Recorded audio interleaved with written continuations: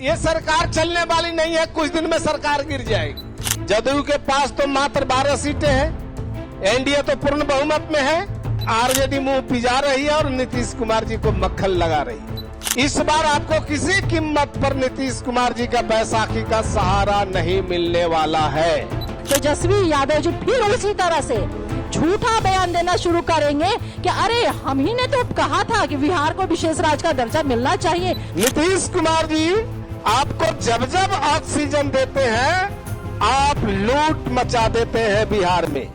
नमस्कार, आप live series देख रहे हैं, आपके साथ मैं हूं वसीम खान। केंद्र में बनी नई नवेली एनडीए की सरकार बहुत जल्द गिर जाएगी। देखिए, विपक्ष की तरफ से बयानबाजियों का दौर तेज है। ऐसे में जेडीयू के नेता 12 सीटों का फॉर्मूला बता रहे हैं। क्या सच में एनडीए की सरकार बहुत जल्द गिर जाएगी?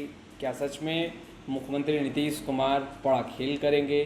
तमाम बातों को लेकर अब जेडीयू के नेता किस तरीके से तेजस्वी यादव से सवाल पूछ रहे हैं, 12 सीटों का फॉर्मूला भी बता रहे हैं। सबसे पहले आप जेडीयू के नेताओं को सुनिए। आरजेडी मुंह पिजा रही है और नीतीश कुमार जी को मक्खन लगा रही है, लेकिन इस बार तेजस्वी जी हम आपको बता देना चाहते हैं, इस बार आपको किसी कीमत पर नीतीश कुमार जी का बैसाखी का सहारा नहीं मिलने वाला है, क्योंकि नीतीश कुमार जी आपको जब जब ऑक्सीजन देते हैं आप लूट मचा देते हैं बिहार में।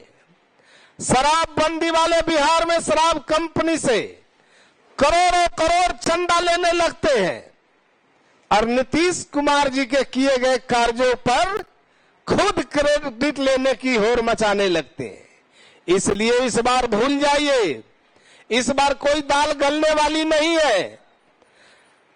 और आपसे हम इसी को लेकर कुछ सवाल करना चाहते हैं। तेजस्वी जी, आपको 24 सीट मिला तो क्यों नहीं बिहार के लिए विशेष राज्य का दर्जा मांगा? विशेष राज्य का दर्जा नहीं बल्कि गृह मंत्री मांगने लगे।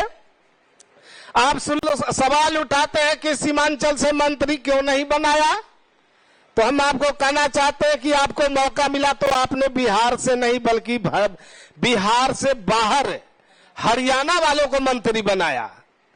बिहार के पास कौन सी बार्गेनिंग पावर है भाई? जदयू के पास तो मात्र 12 सीटें हैं, एनडीए तो पूर्ण बहुमत में है, यूपीए अल्पमत में थी तो आपके पास 24 सीटें थी। तब तो आप गृह मंत्रालय मांग रहे थे और सौदेबाजी कर रहे थे, कभी विशेष राज्य का दर्जा का मांग नहीं किया।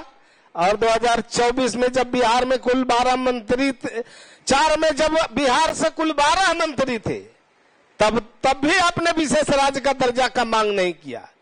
इसलिए हम ये सीधा कहना चाहते हैं कि जब जब आपको मौका मिला आपने बिहार के साथ नाइंसाफी की, जन सरोकार से जुड़े हुए मुद्दों को नहीं उठाया, बिहार के हित में सवाल खड़ा नहीं किया, केंद्र की सरकार में अंदर रहते हुए भी बिहार के सवालों पर कभी जोरदार तरीकों से आवाज उठाने का काम नहीं किया।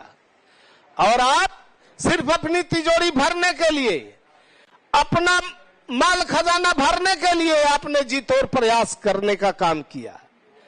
और इसीलिए आपने जो किया उसको भुगतने के लिए भी आपको ऊपर वाले ने छोड़ दिया है।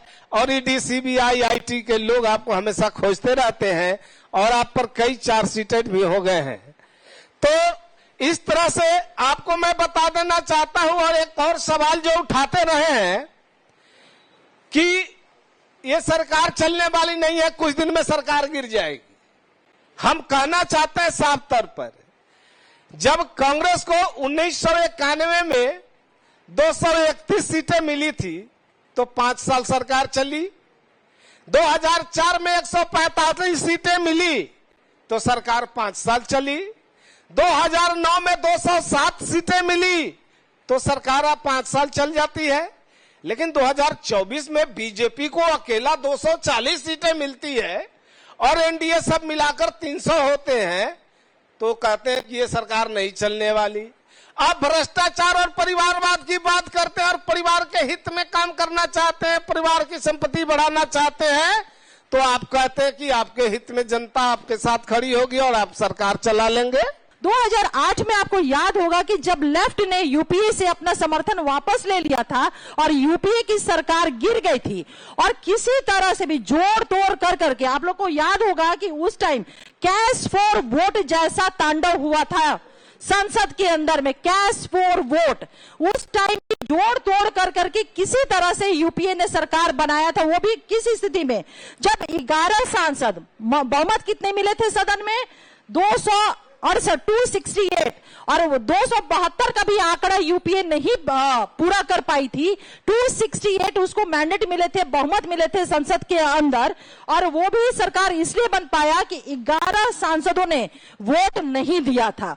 तब अगर आप सोचिए कि उस वक्त जब 268 लोगों का बहुमत प्राप्त था यूपीए को, अगर उस टाइम राष्ट्रीय जनता दल अपने मत को 24 जो उनके सांसद थे अगर लेकर के वो हट जाती, तो मजाल था कि यूपीए की सरकार जो मनमोहन सिंह के नेतृत्व में था वो बिहार को विशेष राज्य का दर्जा नहीं मिलता या कास्ट सेंसस नहीं होता। तो आदरणीय तेजस्वी यादव जी जो बार बार ये सवाल कह रहे हैं, उनको विशेष राज्य के दर्जे पे बोलने की आवश्यकता नहीं है। देश की जनता ने और बिहार की जनता ने हमारे नेता नीतीश कुमार जी को क्या करना है और किस बात के लिए मैंडेट दिया हुआ है, हमें पूरा एहसास है अपनी जवाबदेहियों का। जब से परिणाम आए हैं, आप लोग इस चीज को महसूस कर रहे होंगे कि हमारी पार्टी के माननीय राष्ट्रीय प्रवक्ता आदरणीय केसी त्यागी जी हमेशा 2 बातों को उन्होंने बहुत ही प्रखरता के साथ और बहुत ही मजबूती से रखा। पहला, बिहार को विशेष राज्य के दर्जा को लेकर के, और दूसरा उन्होंने 2-3 विषय जो बिहार के थे उसको लेकर के। और हम लोगों को पूरा विश्वास है क्योंकि आदरणीय नरेंद्र मोदी जी के लीडरशिप में एनडीए की सरकार नहीं, जो हमारा प्रयास था जननायक कर्पूरी ठाकुर साहब को भारत रत्न से सम्मानित करने का, वो इन्होंने ही पूरा किया।